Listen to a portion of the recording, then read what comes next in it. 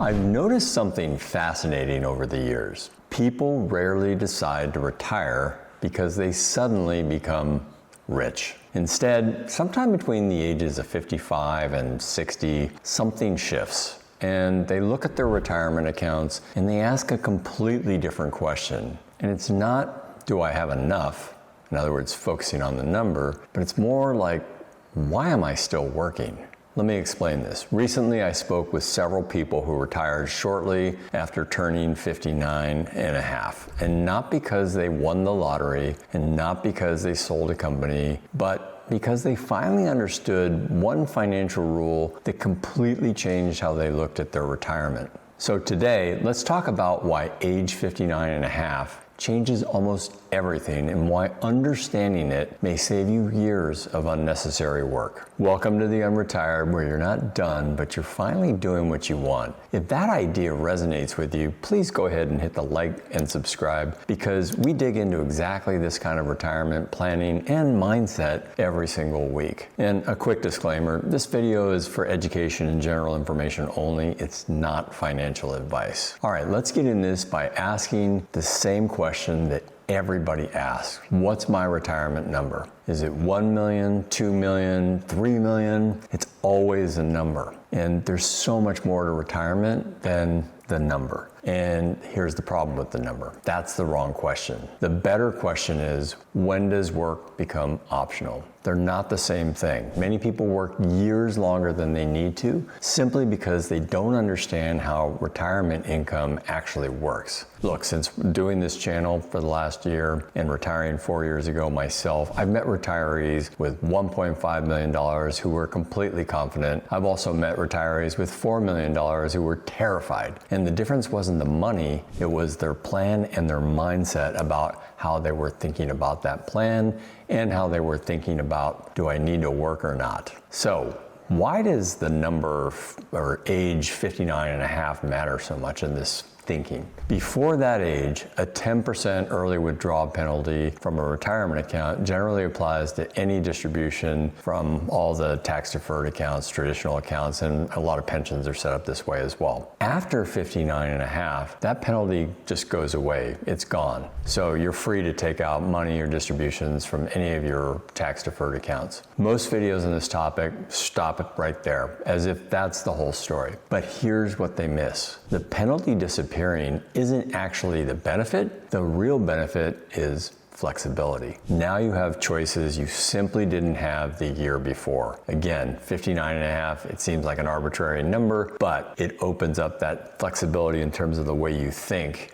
that you didn't have when you were 58, 57, 56, or any time before that. And this is really the moment that retirement planning stops being about accumulation and starts being about optimization. Let me repeat that. Stops being about accumulation and starts becoming more about your own optimization. In other words, you're no longer just piling money into an account and hoping it's enough someday. You're now starting to make decisions around what your purpose is, how and when that money is going to get used, all the money that you saved. And that's because retirement income doesn't work like employment income. A paycheck is one source, fully taxable, with almost no flexibility. On the other hand, retirement income is completely different. You might draw from a traditional IRA, a brokerage account, cash, dividends, and eventually even access or claim Social Security. You decide which account, how much, when, and which tax bracket you're going to land in from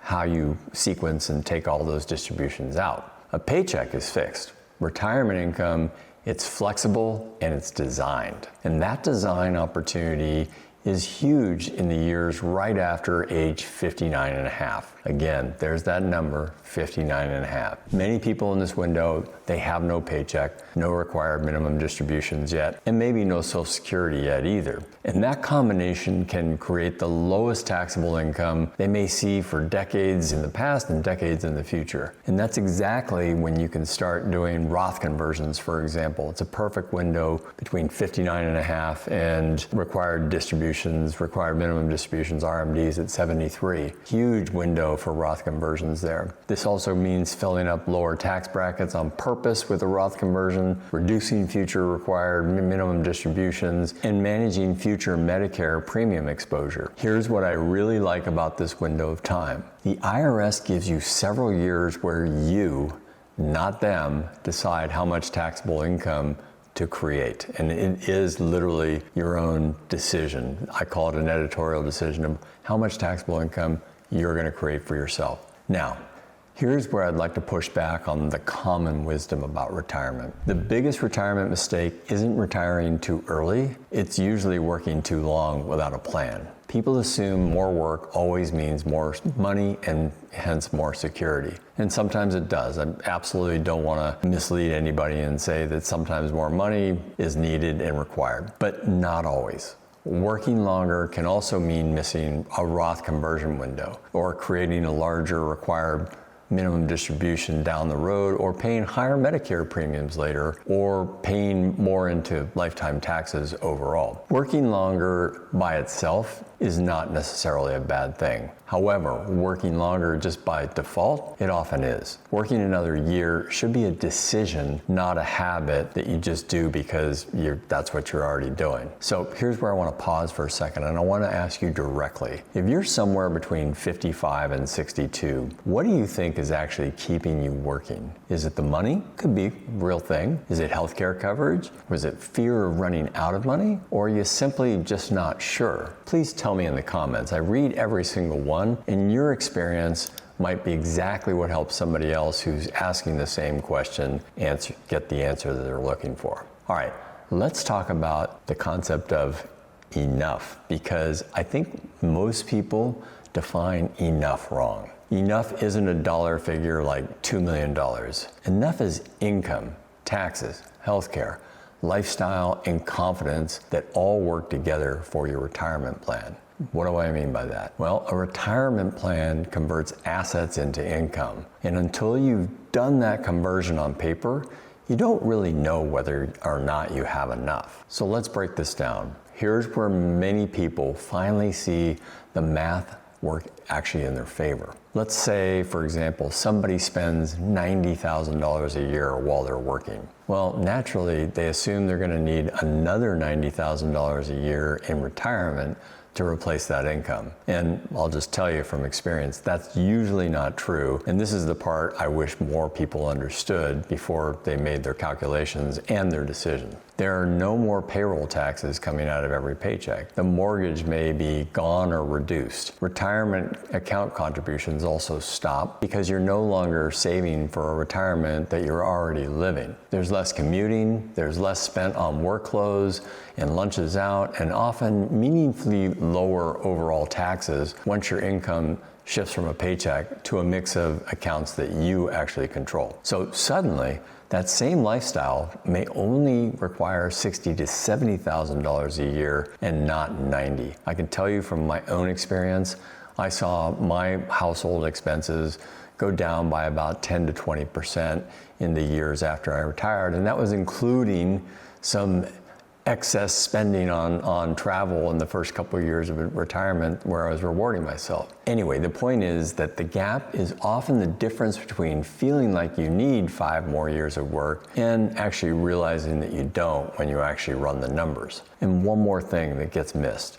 Retirement doesn't have to be all or nothing. Understanding 59 and a half doesn't automatically mean walking away from work completely. There's all kinds of options that you have, including consulting, part-time work, seasonal work, taking, advisory or board positions, or finally building a passion business that you've always been putting off simply because you were too busy with a job. Sometimes understanding this rule doesn't make somebody retire, it actually gives them more negotiating power. And the best day at work is often the day that you realize you no longer have to be there, because whether you say it out loud or not, you have that optionality in your head. I'm not here because I have to be, I'm here because I want to be. And that's the real turning point. People don't retire simply because an IRS rule changed on a certain birthday. They retire because understanding that rule can change their confidence level. That's, again, why 59 and a half is a really important number. And look, you can reach all these same conclusions without being, 59 and a half, either before it or after it or whatever. But 59 and a half does free up a lot of people simply because it changes the rules about what you can do without penalty. And that confidence is going to change all kinds of decision making, decisions that change lives, money that creates possibility, clarity that gives you permission to use them. Now, before we wrap up, if this kind of thinking is useful to you, do me a favor, hit the like button, subscribe to the channel, and don't forget to turn on notifications so you don't miss our multiple weekly videos that come out on all kinds of topics like Roth conversions, Social Security timing, and building tax-efficient retirement income. It's a lot more coming that builds directly on what we just covered. Now, let's bring this back to where we started the whole thing, age 59 and a half. Well, at age 59 and a half, it isn't a finish line, it's a doorway. For many people, it's the first time their retirement accounts become flexible. Their tax planning becomes intentional, and work stops being the only way to create income because now you can design your own income from your retirement portfolio. Now, that doesn't mean that everybody's going to retire or should retire at age 59 and a half. Far from it. A lot of us won't be ready.